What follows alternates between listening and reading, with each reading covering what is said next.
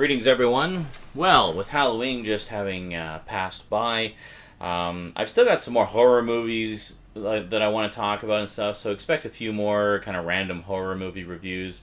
Obviously, we got the rest of the Universal Monsters ones to get through. Don't worry, I'm not gonna skip another year. I just haven't got around to doing them yet because I'm still actually in the process of rewatching some of the movies. So just hang in there. The rest of the Universal Monsters ones are coming. In the meantime, unfortunately I couldn't pick up a lot this Halloween season because my hours were cut back at work and bills have been piling up, and you got to prioritize. It's just the way life is. But there was a few bargain titles that I couldn't resist because they were cheap, and I thought, well, I can't go through the whole bloody month without buying any new horror movies. I got to get at least a few things. So I treated myself to a few things. Bent the budget a little bit, and so. A couple new sci-fi movies, and a bunch of new horror movies. And that's what we're going to talk about today on the Multimedia Chronicles.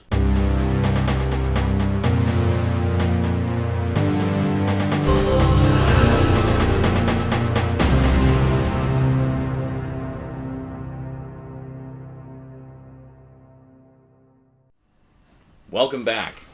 Well, first off, let me say that I don't often pay full price when I buy Blu-rays or DVDs. As you know, as longtime viewers will know, I tend to prefer to hit the bargain bins just because, well, it's cheaper. You can get a lot more bang for your buck. But every so often, a title comes out that I just can't wait for it to hit the bargain bins. And I figure, you know what the heck, this once in a blue moon time will pay full price. And one of them was a prequel movie that came out. Now, you know how I feel about remakes and prequels and stuff. I'm always kind of cautiously optimistic. This particular one I was actually looking forward to because it was made by the same guy who made the original that it was a prequel to, so I felt that it was in good hands. Now, I'm not going to talk about the movie too much because I'm planning to do a full review of it, and I'm also planning to watch the other movies that follow it again and talk about those as well. But for now, I thought I'd just show you that I got it, so you could see. I am, of course, talking about Prometheus. Yeah. I know there's a lot of divided opinion on this. Some people think it's brilliant, akin to a religious experience. Others think it's just a steaming pile of crap. Well, myself, I liked the film, definitely. I think one of the problems a lot of people have is they were expecting this to tie in perfectly to the beginning of the first Alien. Kind of like how The Thing 2011, for all its flaws, the ending links up pretty much perfectly with the beginning of the 1982 movie. But with Prometheus, that's not the case. First off, it takes place on a different planet. Second off, there's a lot of unanswered questions and such. And I think so that's the reason a lot of people are pissed off, is because they don't feel it answered questions clearly. But here's the thing that apparently hardly anybody knows. Prometheus isn't a standalone film. Do you know what I mean by that? I'll make it simpler. There's a part 2 currently being made. Bet you didn't know that. Yeah, it's not meant to be a standalone prequel. It's chapter 1 of a new series of movies that will eventually connect up with the Alien films. But part 1 of this unknown number of movies, no, part 1 on its own will not connect up. And hence why there's a lot of unanswered questions. Just deal with it. Seriously, people, there's a lot of just anger and ignorance floating around out there. People are just like, what the hell? It didn't answer any questions. I'm so confused. It's like, well, it's part 1. Part 1 of who knows how many. Of course it doesn't answer anything. It's just a lot of setup. It's setting up a new series of movies. So just calm down. I'm sure we'll get some more answers in part 2. In the meantime, I really enjoyed part 1, and I'll talk about it more eventually, and probably say much the same thing I just said for those who didn't see this part. Anyway, I picked up the 3D edition, as you can see, even though I don't have a 3D TV. The main reason being the 3D edition is the only one that has all the extras. It actually has quite a lot of stuff. All kinds of, apparently over 7 hours of extras. Questions will be answered. Yeah, but obviously they're not going to give away things they're going to cover in the sequels. So if you're expecting all the questions to be answered, you're going to be disappointed. And honestly, I didn't think it was that hard to follow. You just kind of got to pay attention. You know, like most movies. So yeah, so we have the digital copy code, which I'm going to keep nice and blurry so you can't see it. Ha ha ha, I'm a meanie. And then the 3D disc, the 2D Blu-ray, I think. Yeah, the 2D. Let's just spin that around. There we go. 2D Blu-ray. A second disc of nothing but special features. So you get all the special features that are on the main movie, but then you have a second disc of all special features, which I have not actually dived into yet. And then you've got the DVD edition as well. So, I mean, this has every conceivable edition and format on it, and all the extras. So, yeah, so basically I ended up paying full price for this, like $30, but whatever, I don't care. Funny thing is, I see the Alien Anthology going for about $40 now. So, I paid $30 for Prometheus, and then you can get the next 4 movies for like $40. With even more extras, but I don't know, whatever. I'm a huge Alien fan, and I just couldn't wait to pick that up. So next up, I guess we're sort of on a sci-fi kick.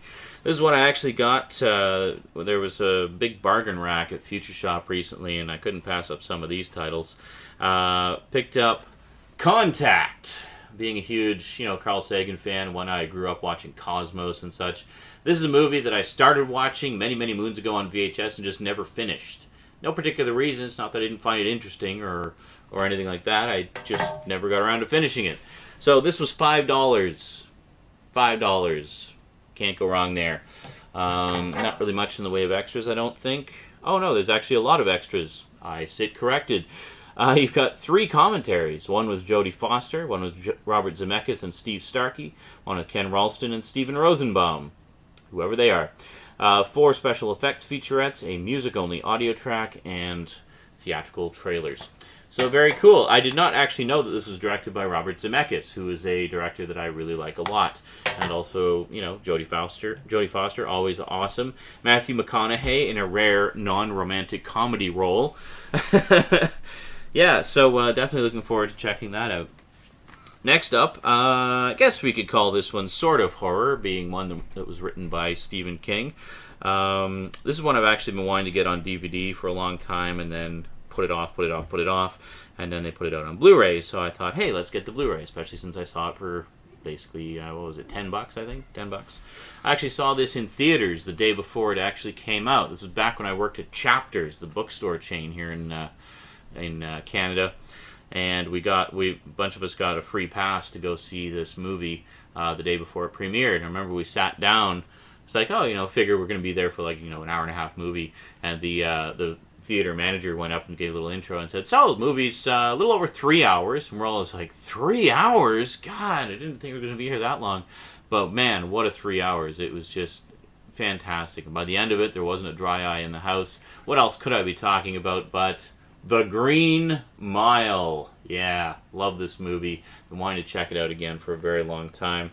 It's, of course, written for the screen and directed by Frank Darabont, who recently helps to bring The Walking Dead to our television screens. He has since left the series, but definitely got the ball rolling there. And yeah, so this is absolutely loaded with special features. Plus, Michael Clarke Duncan sadly passed away a little earlier this year. So it seemed like as good a time as any to finally pick this up and get it into the collection, because this is really the one that made him, a respected actor.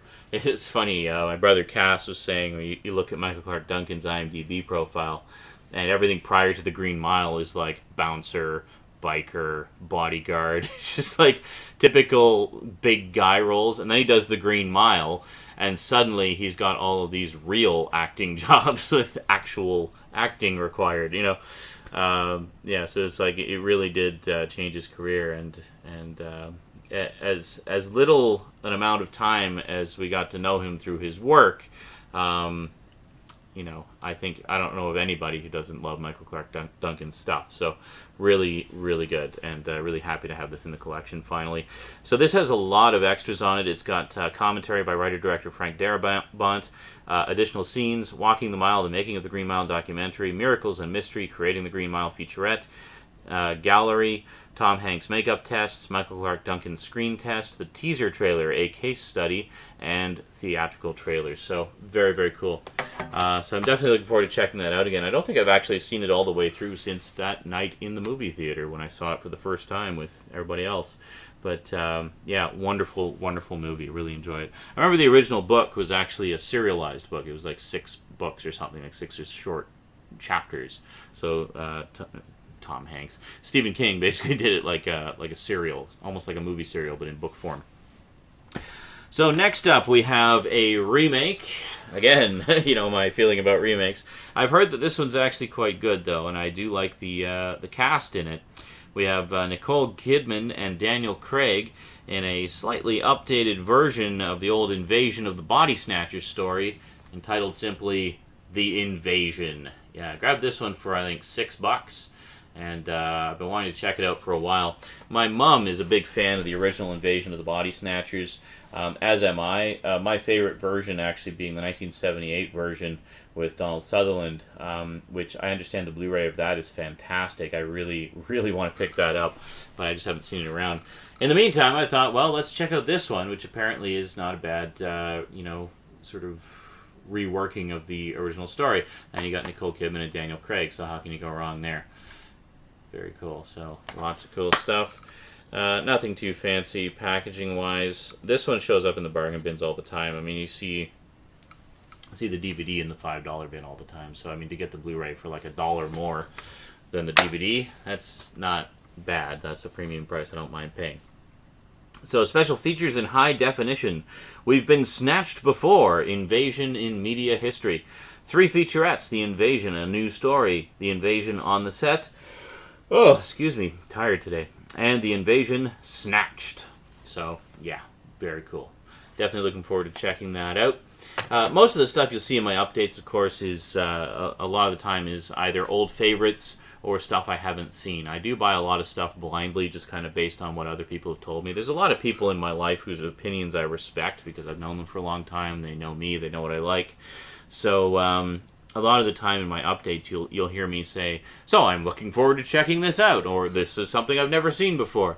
Because, well, I mean, yeah, I buy a mix of stuff that I've seen before and stuff that I haven't, because I like to have new experiences and check out new movies and such. So yeah, a lot of new, this is kind of a nice mix, though. It's stuff that I've seen before, stuff that I've watched since buying it and before doing the update.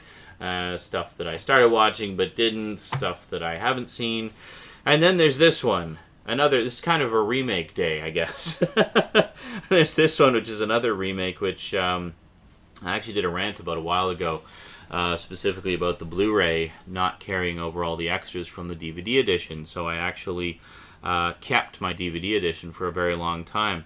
But then one of you guys, actually I think a few of you, mentioned that there was a new Blu-ray edition that was a Blu-ray DVD combo pack that included the old DVD edition in the combo pack. So you get the nice quality of the Blu-ray for the movie, but then for all the extras, you actually have the DVD, the old DVD release included in the package for the so you can get all the extras there. So I thought, well, perfect, and that's good. If that's the way they want to do it, that's fine. I don't mind as long as everything is present in the package. Then I will happily replace my DVD, which is what I have done. I am talking about the remake that I didn't expect to like, but did. I've actually done a few videos on this one. Dawn of the Dead, by good old Zack Snyder. Yeah, before director of 300. I would have said like director of The Watchmen or something. I don't know, whatever. For some reason, they seem to think that 300 was this big popular movie, but everybody I talked to was kind of meh about it. I liked 300 personally, but I know a lot of people didn't. And, well, whatever. The thing that bugs me is this is not a sticker. This actually is printed on the package, so there's no way to unobscure the N in Dawn of the Dead. Like, why would you cover the title like that? And do we really need to know that it's from the director of 300? Is that like a big selling point for you? Seriously? You couldn't just put it on the back somewhere? Yeah, I don't know. Whatever. So, yeah. So basically what we have here is the good old combo pack. Got the digital copy. So we have the aforementioned Blu-ray basically repackaged that I ranted about a while ago because apparently it doesn't have all the extras. But then we got the DVD edition, which does have all the extras. And there you go. And then a digital copy download. So, there you go. Which, which looks like it may not have expired yet, but whatever.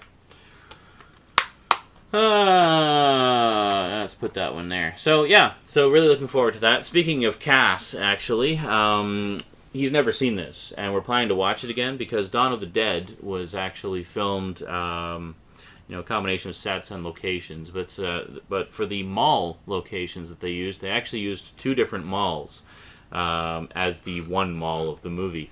And one of the malls that they used was Thornhill Square, which was actually a mall right near where Cass and I grew up. So for both of us, that particular mall was a significant part of our childhood. That was someplace that we used to go all the time. It was right within walking distance of our place. And it was kind of on the way back and forth from the high school that I went to, so my friends and I would go there all the time. So it was fun watching the movie and seeing, obviously dressed up differently for the movie, but you can recognize the layout. So it was fun seeing sections of the mall that I used to go to. In fact, there's a corridor in one part that they're running down. I forget what's happened. It's been a while since I've seen the movie, but they're running down this corridor, and that particular corridor used to be the entrance to the movie theaters there. And that was the movie theaters where I first tried to get into RoboCop, but wasn't able to get in. It's also the same movie theater where I saw Predator. Yes, the original 1987 Predator when it was in theaters. I rode my bike to the theater, went to see Predator with my friends, came out after the movie, and discovered my bike had been stolen. Anyway, that hallway, and I think that's also where I saw Howard the Duck. I remember seeing the original teaser poster for Howard the Duck in that hallway. So, yeah, there's a lot of happy memories of that mall. That was also where the old comic shop was, where I used to buy most of my comics as a kid, and run by a really nice Asian couple. And there was a video arcade there that I used to play Dragon's Lair and Xenophobe and Star Wars the arcade game and Gauntlet and just tons of the old Elevator Action, a lot of the old classic arcade games from the mid to late 80s. Great stuff. Anyway, Dawn of the Dead was filmed there, one of the 2 malls. Last but most certainly most least, this is one of, I believe, 3 collections that Universal, what the heck is that? Oh, truck or something, or bus. I get a lot of buses roaring by. This is one of, I believe, 3 collections that Universal put out a year or 2 after the Universal Monsters Legacy collections, coincidentally. They did some sort of spotlight collections featuring, notable actors, notable horror actors, or just horror movies. They did a Bela Lugosi collection, which has like 5 movies in it. These are much the same as the Legacy collection. It's just I don't think they have much in the way of extras. It's just movies. Then they did a Universal Horror collection, which had a lot of their sort of just standalone horror movies, not so much part of the franchises, but just more of the one-shots and whatnot. And then they also put out the Boris Karloff collection. Yeah. Needless to say, I definitely want to track down the other 2. So, by the way, this was also $6. This was 10. So, not too bad. So, this collection has 5 movies on it. Quite nice. We have, let's see, we have The Night Key from 1937, Tower of London from 1939, The Climax from 1944, which is actually Karloff's first color feature, apparently. The Strange Door from 1951, and The Black Castle from 1952. So I haven't actually had a chance to sit down and watch these yet, because I'm still working my way through the Universal Monsters ones, but I'll just give you a quick look. It has the same kind of design. You got like a transparent front there. No overlay on it, though. And then inside you've got... There we go. You've got that and the list, the spine, and then if we open her up, look at that! No double-sided discs. Hooray! Yeah, it's all single-sided discs, which is quite nice. There we go. So 1 or 2 movies per disc. I guess they could have technically put 1 more movie on there, but they didn't. Oh well. Hey, 5 movies for $10. Believe me, I'm not complaining, and not bargain basement releases either. I mean, this is a proper studio release, so you know the quality's gonna be nice. So, yeah, just a bit tricky to get it in there. There we go. The Boris Karloff collection. But, yeah, I've seen the other ones lurking around from time to time. If I ever see them cheap, I'll be sure to grab them, because I would definitely like to get those other 2 into the collection. And then I really want to start focusing on the Hammer horror stuff, because I don't have any Hammer stuff in my collection. I have like a couple of like public domain releases, I think, of a couple of the later ones, but that's about it. I'd really like to get the proper releases. At this stage, I'm thinking, well, I've waited this long, I might as well just wait for Blu-rays, because I'm pretty sure there's some Blu-ray releases coming out. I'm not sure which ones or when or who's putting them out, but I'm pretty sure I heard rumblings somewhere along the line that some Hammer films were making their way to Blu-ray, so that'd be cool. Anyway, that is it from me to you for now. So some nice selections for the sci-fi and sci-fi horror collections. Yeah, that is it from me to you for now. So until next time, thanks for watching, and sayonara.